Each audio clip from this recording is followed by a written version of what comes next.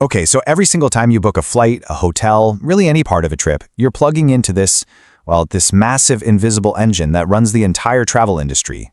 Today, we're going to pull back the curtain and see exactly how it all works. I mean, really think about that for a second. You type in, say, New York to Tokyo, and bam! Before you can even blink, you've got hundreds of options, all with real-time prices and availability. How on earth is that even possible? Well, it all comes down to a super powerful piece of tech that's been the secret backbone of travel for decades. And here it is. It's called a Global Distribution System, or GDS for short. The best way to picture it is like a giant digital marketplace. Or maybe even better, think of it as the central nervous system of the travel world. It's the thing that connects thousands of airlines and hotels to all the booking websites, making sure everything just works together. And the scale here is it's mind-boggling. We're talking about a system that processes over 1 billion travel-related transactions every single year. That is a staggering amount of data flying all over the world every second of every day. So how does it move that fast? Let's just follow your search for a minute. Step 1, you type in what you're looking for. Instantly, the GDS pings hundreds of different suppliers to get their data.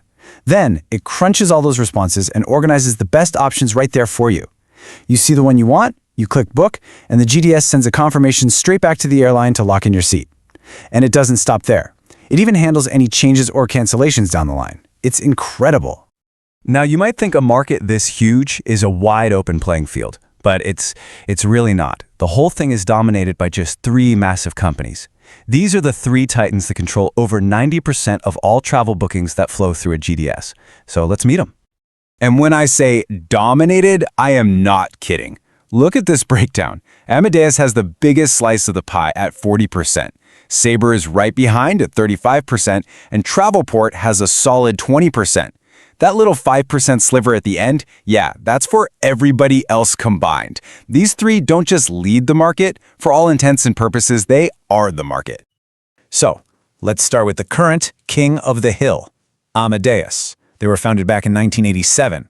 A bunch of European airlines, think Air France, Lufthansa, they basically got together to create a European competitor to the American systems. And yeah, it's safe to say they did pretty well. Amadeus really built its empire on being the tech leader with a massive global footprint. Their strength in Europe and Asia is just undeniable, and it's powered by huge investments in AI and cloud technology. They have a reputation for being the innovators. This lets them offer a huge inventory of travel options and provide really powerful tools called APIs for developers. An API is basically just a way for 2 computer programs to talk to each other, and Amadeus makes theirs very powerful. Next up, we've got Sabre, and these guys are the OGs, the original pioneers. Sabre was actually created by American Airlines way back in 1964. It was the world's first computerized reservation system, and it totally changed the game for the entire industry. Its legacy is still incredibly powerful today. Sabre's big advantage comes from its deep roots with airlines. This gives them amazing integration, especially in North America. And because of that, they're the undisputed champion of corporate travel. If you're a big company trying to manage tons of complicated trips for your employees, Sabre's powerful analytics and specialized tools are pretty much essential. And that brings us to our third titan, Travelport. It's actually a combination of 2 other big platforms, Galileo and WorldSpan. By bringing them together, Travelport has managed to carve out its own unique space as the agile challenger in this fight. Travelport's whole strategy is about being flexible and serving markets the other guys might overlook. Their number one advantage? They have the best access to low-cost airlines, the budget carriers that can save you a ton of money. You combine that with really developer-friendly tools and great fare comparison, and you can see why they're the go-to choice for startups and travel agencies that need to be nimble and find the absolute best deals. Quick break. If you've ever dreamed about becoming a travel agent but didn't know where to start, I've got something just for you. I created a complete step-by-step guide teaching how to become a travel agent, step by step. Inside, you'll learn exactly how to start from scratch, what tools you need, and how to actually make money helping people book their dream vacations. It's easy, clear, and designed for beginners who are serious about turning travel into a career. The best part? You can grab it right now. Link is in the description below. So if you're ready to stop dreaming and start building your future as a travel agent, check it out today.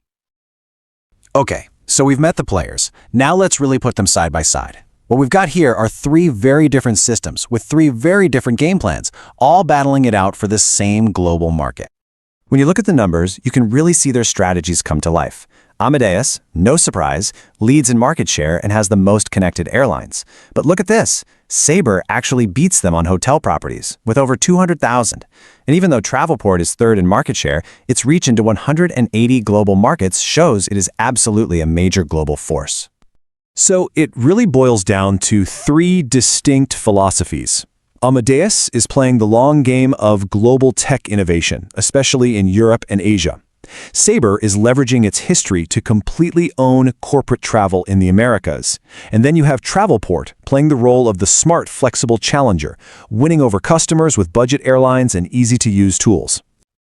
So why does any of this matter to you and me? Well, it's because this constant battle between the three titans is what's shaping the future of how every single one of us books travel. Let's take a look at what's coming down the pipe. For any travel business, picking one of these systems is a massive strategic choice. They have to ask themselves some really important questions. Where in the world are our customers actually going? Are we catering to business travelers or people going on vacation?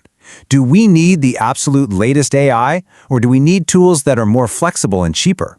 The answers to those questions point them directly to either Amadeus, Sabre, or Travelport.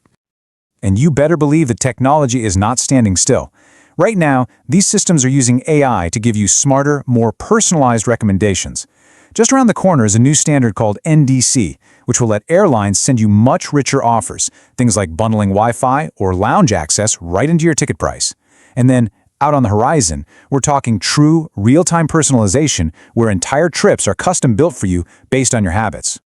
And all of this leads to the one final, really big question.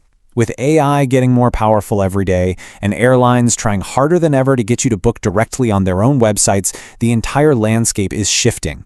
So, will these titans of travel tech be able to adapt to this new world? Or will their invisible empire finally start to fade away?